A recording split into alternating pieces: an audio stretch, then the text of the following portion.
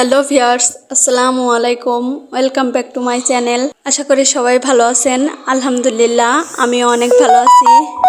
আজ পহেলা বৈশাখ, সবাইকে পহেলা বৈশাখের শুভেচ্ছা, শুভ নববর্ষ। এই দিনে সমস্ত বাঙালি পান্তা ইলিশ খেয়ে পহেলা বৈশাখ পালন করে। আমার বাসায় ইলিশ নাই, সেজন্য আমি বাসায় থাকা অতি সাধারণ কিছু পদ দিয়ে পহেলা বৈশাখ পালন করলাম। পহেলা বৈশাখ হলো বাংলা 12টি মাসের প্রথম মাস, হলো বৈশাখ মাস।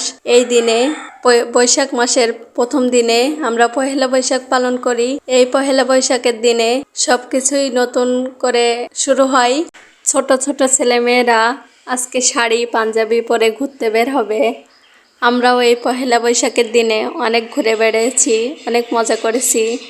ছোটবেলাটা আসলে অন্যরকম। ছোটবেলায় অনেক কিছুই করা যায়। বড় হওয়ার সাথে সাথে ছোটবেলাটা আস্তে আস্তে হারিয়ে যায়। এখন আর পহেলা বৈশাখে শাড়ি পরে বের হতেও ইচ্ছা হয় না।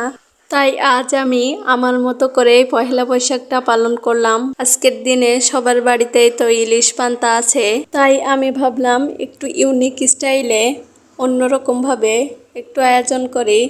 আজ আমি মাংস দিয়ে আর ভর্তা দিয়ে পহেলা বৈশাখ পালন করলাম।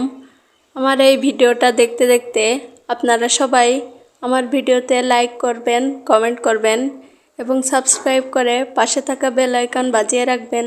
আমার এই ভর্তা দিয়ে পহেলা বৈশাখ পালন করার আইডিয়াটা যদি আপনাদের ভালো লেগে থাকে তাহলে আপনারাও করতে পারেন। আমার কিন্তু দারুণ লেগেছে। আমার একটা কথা ভেবেই অনেক হাসি পাচ্ছে। বলে না যে মাছে ভাতে বাঙালি, কিন্তু আজ পুরা উল্টা হয়ে গেল। আজকে বিষয়টা হয়ে গেল এমন যে মাংস ভাতে বাঙালি।